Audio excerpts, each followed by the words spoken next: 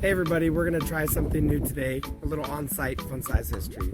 So right behind me, this is the castle of San Cristobal, one of several forts that are defending the harbor of San Juan here in Puerto Rico. Puerto Rico was ceded to the United States by Spain in 1898 after the Spanish-American War.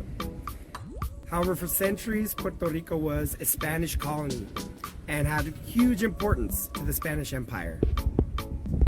Whereas most of the monuments here will have you believe that colonization of the Americas was a win for civilization or for Catholicism, the Spanish Empire was really about what it's always about with humans: trade and extraction. This meant exporting cash crops like tobacco and sugar to Spain, as well as extracting gold and silver from the Americas. However, since Spain also owned the Philippines, they conducted trade with China for luxury goods, which they would also ship back to Spain. The shipping was done with galleons, massive ships which are basically the armored cars of their day and ripe for picking from anybody who wanted to steal those riches. With hundreds of these galleons passing through the Caribbean every year, they're perfect targets for pirates, which is why you always hear of Pirates of the Caribbean and not Pirates of India, Pirates of China, etc. And since this was the last stop for all these riches before they got to Spain, this was a perfect place to fortify and keep a lot of warships just in case some pirates tried to rob your galleons. Now, England, compared to Spain and Portugal, came late to the colonial game, so they played dirty, and they started robbing Spanish ships. But of course, doing this with official English ships would be an act of war. So Queen Elizabeth instituted privateers, which were private entities that were going to rob these ships, but they were still pirates. Because we in America descend from an English culture, some of these privateers, but really pirates, are some of our greatest heroes. You may have heard of some, such as Sir Francis Drake. Sir Francis Drake is mostly famous because he was so prolific. He managed to capture and occupy Santo Domingo. He managed to sail all the way to California. And he tried here in San Juan, but he was beaten back and wasn't able to take the city. The same way that one man's trash is another man's treasure, or one man's freedom fighter is another man's terrorist, well, one man's privateer is another man's pirate.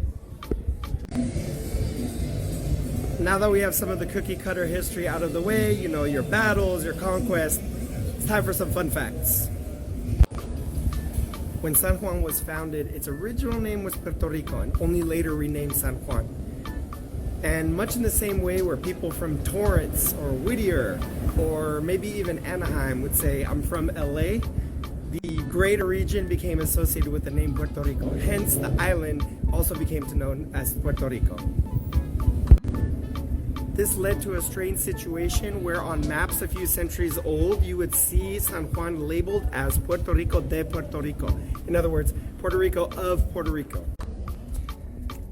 Puerto Rico was named by the original Spaniards because of its resemblance to a place in the Canary Islands, also known as Puerto Rico.